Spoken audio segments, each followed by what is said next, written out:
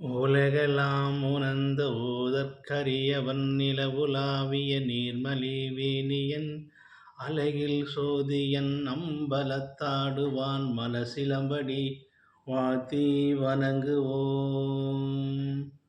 63 நாயன்மார்களின் ஒருவரான ஐயடிகள் காடவர்கோன் கிபி 570 முதல் கிபி 585 வரை காஞ்சி தலைநகராகக் கொண்டு ஆட்சி புரிந்து வந்தார். இவர் ஆட்சியில் வன்மையும் இல்லை, வறுமையும் இல்லை. அப்படி சீரும் சிறப்புமாக சிறப்புற ஆட்சி செய்த இந்த ஐயடிகள் காடவர்கோன், ஐயடிகள் என்றார் ஐயன் அடிகள் என்று பெயர்.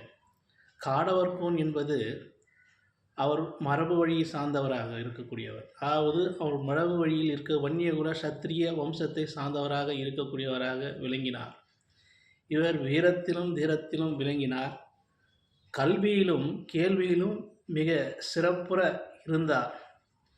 இவர் வடமொழி சமஸ்கிருதத்தை தெளிவுபடுத்தவும் அறிந்து மொழியாக்கம் செய்து தமிழில் புலமையும் மிக்கவராக இருந்தார். இயல், இசை, நாடகம் இப்படி பன்மொழி திறமைகளை கொண்டு மக்களுக்கு பல நலங்களை வளங்களை அளித்து மிகவும் அருமையாக ஆட்சி செய்து கொண்டிருந்தார் இந்த ஐயடிகள் காடவர்கோன். இவர் பூமாலை அணிந்து சிவபெருமானை வழங்குவதை விட பாமாலையில் அணிந்து பாமாலையை அணிவித்து சிவபெருமானை வழிபடுவதுதான் இவருக்கு உலமகிழ்ந்த உள்ளத்தொண்டாக நினைத்தார் இந்த ஐயடிகள் காடவர்கோன். இப்படிப்பட்டவர் ஆட்சி பொறுப்பில் இருக்கும்போது தன் மகனான சிவவிஷ்ணுவிடம் நாடை ஒப்படைத்து விட்டு அவருக்கு பட்டம் கட்டி ஆள அனைத்து தகுதியும் வரவழைத்து ஒரு காலகட்டத்திலிருந்து இந்த உலக வாழ்க்கையிலிருந்து நாம் வீடு பெற்றை அடைய வேண்டும், தீர்த்த யாத்திரை செல்ல வேண்டும் என்று முனைப்புடன் இவர் பல சிவாலயங்கள் சென்று சிவனுக்கு தொண்டு செய்வதும் சிவனாரை பூஜிப்பதும் இப்படி பல்லாண்டு பலகாலமாக சிறப்புற செய்து வந்தார். இவர் 11ஆம் திருமுறையில் 13ஆம் திருமுறையில் சேத்திர வெண்பாவில் 24 பாடல்களை பாடியுள்ளார்.